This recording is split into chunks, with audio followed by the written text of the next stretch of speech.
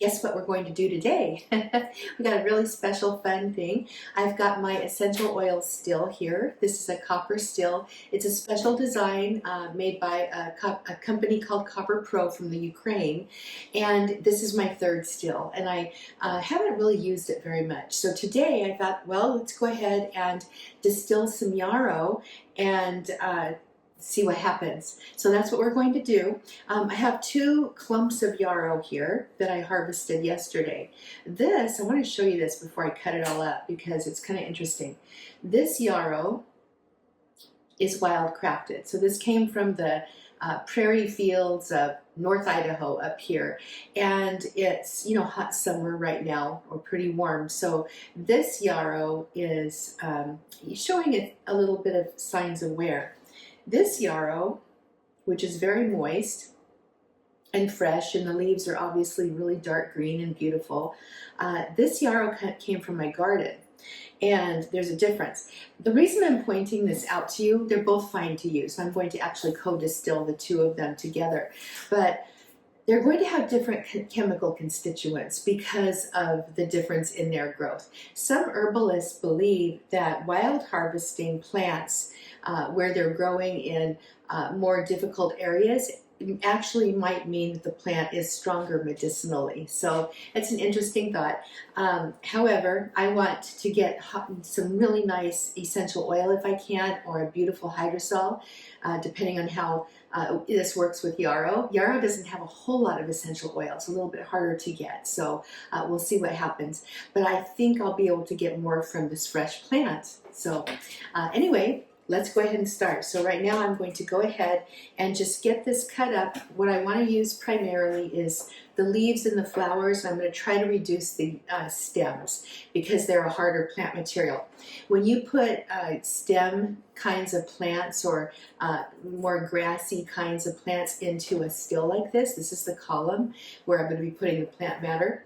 What happens is that as the plant absorbs moisture, the parts they expand, and so you can't really put as much plant matter into this column still as you can with other kinds of, like, just leaves and flowers and things. With leaves and flowers you can kind of pack it a little bit more, so that's why I'm going to do my best to avoid the stems. So let's get started. I've chopped up the yarrow and picked off the flowers and the leaves, and this is what I have. So I've got a really good amount here that I think is actually the perfect amount for the little still that I have. And this right here is the column, okay, of the still. I'm being kind of careful with it here because I've got my tubes hooked up, and I'll explain what these are for in just a moment. But the column is the part of the still that you want to pack with the flower material or the plant material. And this is called the bowl. And whoops, the bowl is what holds the water. Now you can do a hydro distillation by putting plant matter into the water as well, but we're just going to stick with a steam distillation today. And the way this works is the column is going to sit on top. There's a little sieve in there which keeps the plant matter from falling into the water. You clamp it all down, and I'll go through this with you. And then steam rises up, comes down through the condenser, and out comes the hydrosol with the essential oil. So you're gonna get to see this process. So right now I'm going to go ahead and pack this. One of the things I wanted to mention here is that if you're interested in making hydrosols, you can actually, oops, I forgot to put the sieve in. Oh, the sieve is in. Awesome. Okay. If you're interested in making hydrosols, you can do it right in your kitchen, and you don't need a fancy still. You can actually use like a stock pot like I have up here with some other materials you have laying around your house, and you can actually distill a hydrosol with that. I did a YouTube video on some Western red cedar. Gosh, it's probably been about 3 years now, 3 or 4 years, but you can go back. I'll try to remember to link it above so that you can go watch that and just see how easy it is. So I'm just going to pack this in. Hopefully I can use all of it. That would be really good. If not, I'll dehydrate it because, yeah, oh my gosh, I wish you could smell this. It smells so good. It really, really does. Yarrow is, I think it just has a beautiful scent. It's a wonderful plant, a wonderful medicinal herb, and has some amazing medicinal properties. I've done videos on yarrow before, so if you're interested in the medicinal properties and why you'd want to use yarrow, we'll link to those above too. I also have articles on my website at healingharvesthomestead.com where I talk about foraging yarrow and ways to use it. All right, so I'm going to go ahead and get the rest of this set up. So this is the sieve, and this is going to go, let me show you this here. This is going to go right on top of this. It's going to sit in there just like that. There's some little catcher metal pieces that hold on to it. So there you go. The plant's in there. This is topped off, and we are now going to get this clamped to the bowl. And you can see here I've got a gasket. So the gasket needs to fit on there pretty tightly, and I already did just check that. So I'm going to go ahead and set this on there and make sure that this is all well and good. And so I'm going to go ahead and get that clamped on too. I've got a temperature here, or a thermometer attached to this, and to be honest, I usually don't really use it, but I've got it on here today. I had it over my other stove at the other house, where I've got a gas flame, and it melted it. It still kind of works though.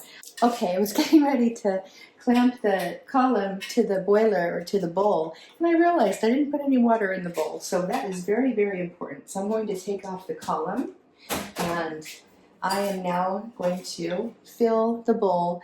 What I've got here in the bowl is it's filled with I put about a third in. So the deal with this kind of an essential oil still is the less water you have, you need about 20% minimum, I think. But you're going to get more essential oil and less hydrosol. I like the hydrosol and the essential oil, so I'm going to go ahead and I just added a little bit more extra water, and you can add up to 40% water. And then you place your column on top like I just showed you, and make sure it's nice and snug, and then you have to clamp it down with the clamp. And this just fits right over the two metal pieces. It screws right in. You can see that. You want it reasonably tight. It doesn't have to be like super tight, but you definitely don't want this coming off. Steam's pretty powerful. And now I'm going to take the still. I'm going to put it on the stove. Okay, let's check the temperature. Boiling is at 212, as we know. And steam starts emerging at about that temperature. So we're at about 156. So not enough heat there for steam quite yet. Nothing's happening here quite yet. And I did change out the little glass jar I had for a little beaker. And the lowest measurement on this beaker is 10 mils. So we'll see what happens. I'm just very curious about this. And I'm excited. Over here, I've got my water going into a gallon jug, and I'm just going to use this to water my plants. My plants will really like it. All right, we're at 196 and still waiting. So we'll see what happens here. One other quick thing, I think what I'm going to do here is just switch out the separator for a larger jar, and then I think I'm going to pour the hydrosol into.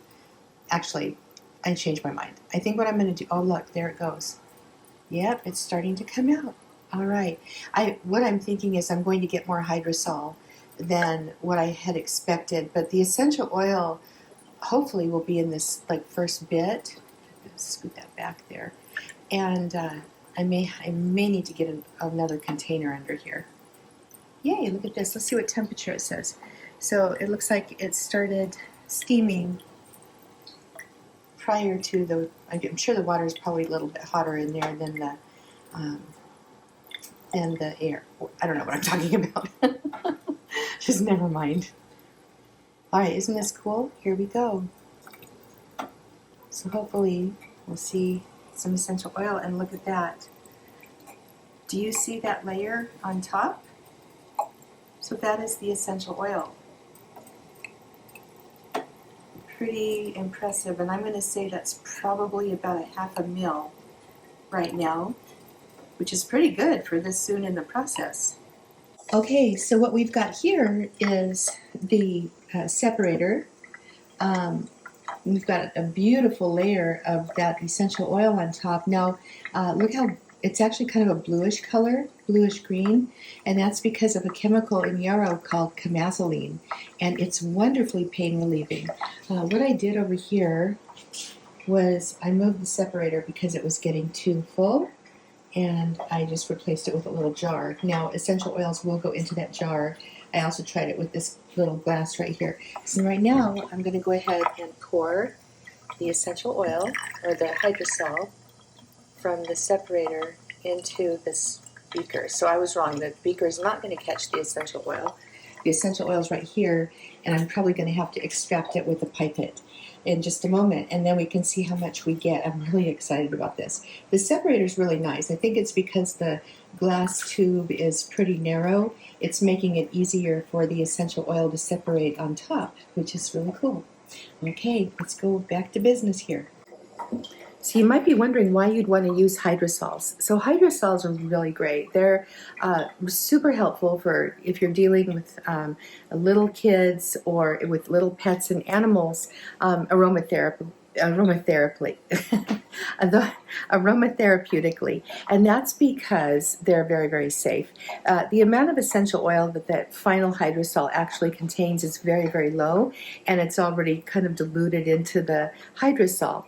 They make wonderful toners for the skin, cooling agents. They're helpful in the cases of sunburn, depending on which kinds of plants you use. And they're just wonderful for use in soaps and lotions and all kinds of good things like that. So hydrosols are wonderful in and of themselves, but I'm trying to yield essential oils. And so I'll show you how much we end up getting. Super excited about this. Look at that essential oil. Gorgeous. And you can see, like, when the plops of the hydrosol drops in, how it kind of breaks it up, and you can see how the essential oil little blobs go down into the liquid, the more water matter of it, and they come right back up. So this is just a testament to how not water soluble essential oil really is once it's separated from the plant. It's pretty interesting. Okay, so I figured something else out. I was trying to pour off the hydrosol physically, and I think I actually ended up with more essential oil in the hydrosol jar. If you look there, you can see that layer right on top. That's essential oil. So I'm actually in a moment going to try to pour this through a funnel back into the separator. What I'm doing right now is, well, I should have realized this, but there weren't very good directions that came with this still, so I'm kind of figuring things out as we go here with this particular still. This separator lets out just enough of the hydrosol from the bottom as the liquid compounds drop into it. So that's kind of nice. What's happening now, since I realized this, and I'm not wasting my good hydrosol that still has little beads of essential oil in it, is that what I'm getting down in this jar is pure hydrosol, and you can see it's still really pretty blue. It's beautiful. I'm really impressed with the plant matter. I didn't know if I was going to get this beautiful blue essential oil, and I was thinking I might have to stop the distillation process a while back, about 5-10 minutes ago. But look it's this essential oil just keeps getting thicker on top and bluer, which tells me finally I think I've pretty much nailed down the process. Okay, I'm going to change out my jar here, and so I don't overflow. All right, so here we go. I decided to go ahead and stop the process. I'm just kind of letting that sit and separate a little bit more, but I think about 2 mils is what I'm going to get from this little batch, and that's a good amount.